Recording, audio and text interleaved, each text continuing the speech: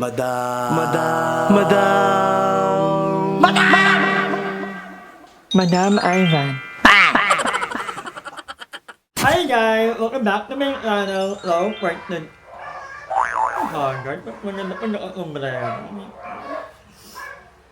So, hi guys! Welcome back to my channel. So, for today's video, kakatapos ko lang mag-walking. Pero naka-ano lang ako, naka-7,142 so far. So, lately, hindi ko naman kanyang ginagawa yung 10,000. As long as everyday naman nakakapag-walking tayo ng at least 5,000, no? Kasi nga, pag ginugol ko talaga ng mga 10, parang naiingat na lang ako mag-rado. So, sabi ko gusto ko yung ano lang, yung mai-enjoy ko lang yung walking ko. So, magkita lang ako today dahil si Robby, ang aking laging kasamang mag-walking lately. Dahil si Robby na lang ang kasama ko mag-walking. Si Glenn hindi nag-walking talaga. So, namit ko si Robby. Si Robby ay nasa Manila ngayon, may work ka. Sarap. So, okay na naman na mag-walking mag-isa kasi nakaka-relax, music ka lang, kinig ka lang ng mga kanta, di ba? Lately, ang mga pinapakinggan ko ay mga song ni Justin Bieber. Dahil kakatapos lang ng Coachella performance. Hindi ko alam kung anong maganda, kung yung week 1 performance niya or yung week 2. Kasi parang maganda. Yung una maganda, very emotional, kasi parang full circle moment nga ng pagiging fan ni Justin Bieber bilang tayo na. Basta kung nakumaybayan yung Justin Bieber, you will know what I'm saying. So, pero maganda rin yung week 2 niya kasi alam mo yun, nag-interact na sa mga fans, at nandun pa si Billy, na super fan talaga ni, ni Justin Bieber, alam mo yun. At, by the way, congratulations sa Beanie, of course, ang husay.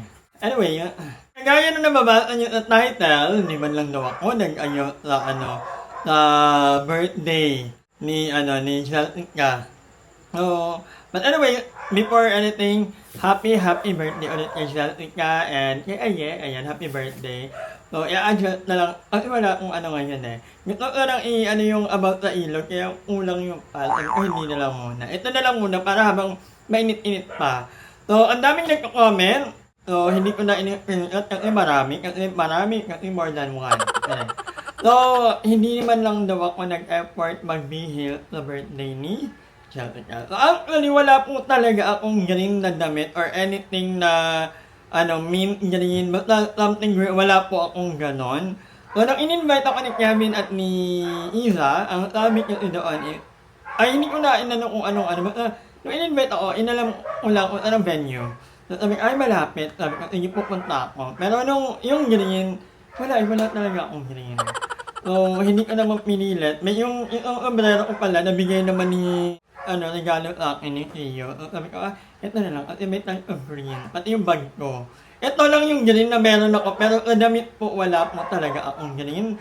Dahil, hindi ko naman kahit, pero, hindi ko, na pinakadulo na kulay ng uputin ko, if ever. Hindi ako mag-green. Hindi ko favorite, and feeling ko hindi ako magiging comfortable. And, alam niyo naman na sobrang onti lang ng damit ko. Paulit-ulit lang ang mga damit ko at puro rando po ang damit. Ilan lang ang t-shirt ko actually. Isang gray, isang white, isang black. Yun lang, tatlo lang t-shirt ko. Isang pantalon na hindi ko na alam kung nasaan. Dahil tinago ko na kasi hindi ko naman nagagamit. So, ayoko naman bumili ng damit para lang sa isang okasyon kasi partner hindi ko lang magagamit ulit. Sayang ang pera. May dala akong jacket that time actually. May tank of green yun.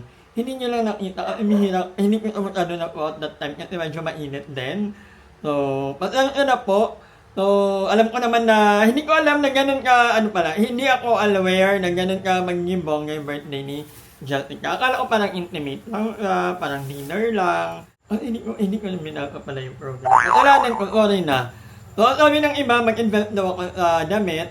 Siguro hindi pa sa ngayon.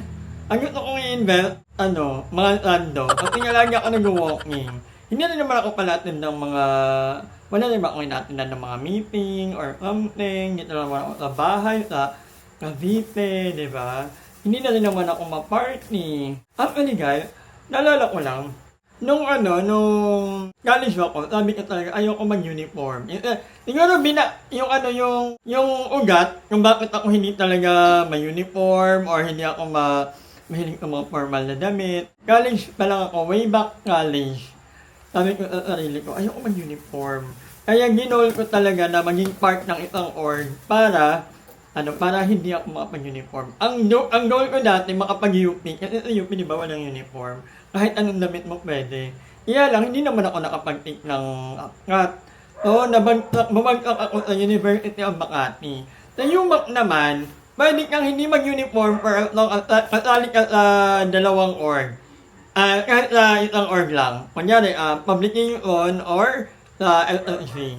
Kahit personally, nakapasok ako sa publication ng UMAC. Kaya naman, first year lang ako ng uniform. Third year, fourth year, second year, third year, fourth year, hindi na ako naka-uniform gaya. Kung ano-ano lang ang inuuot ko. Ganun pala, college pa lang ako talagang hindi ako fan ng mga formal na mga uniform, ganyan. Medyo matigas ang ulo.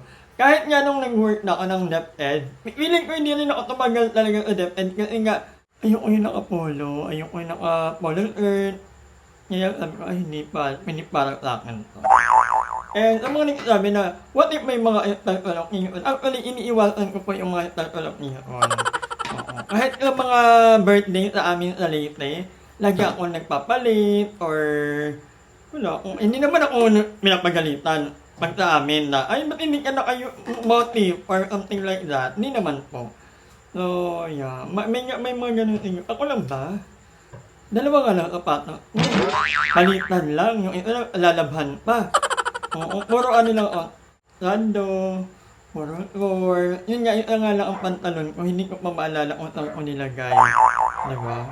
So, pasensya po kung hindi po ako nakapagdamit ng meron nakating earth naman po ako noon.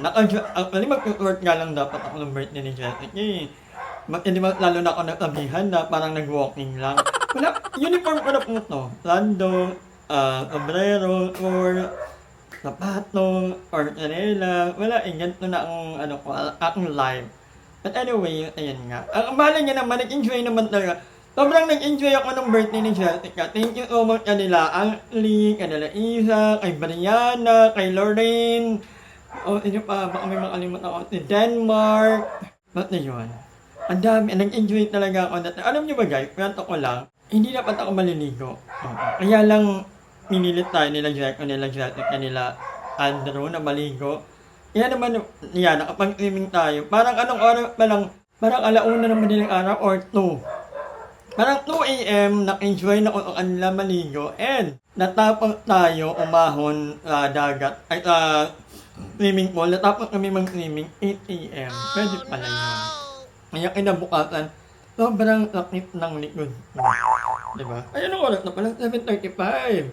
Magpapamassage pala ako sa likod. Sobrang sakit ng likod ko. And, thank you kay Gabe. Kasi si Gabe, yung friend ko na matahingit na, actually, mahulit talaga si Gabe. Kaya dito lang dito sa Carlaville. Pumapayag ka. Kasi baka pag nagpamassage ka, buong katawan, di ba? So, 500 agad yun.